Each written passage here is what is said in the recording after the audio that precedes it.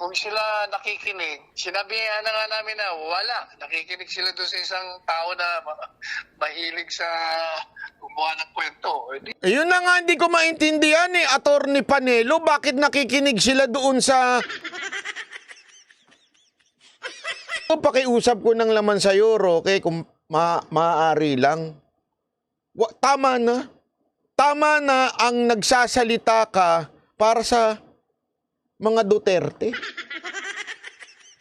Sige na, please. Tama na, sir. Hindi na kayo spokesperson ni Pangulong Duterte. Tin pa lang, hindi pa nakakaupong presidente si Duterte, mayor pa lang siya.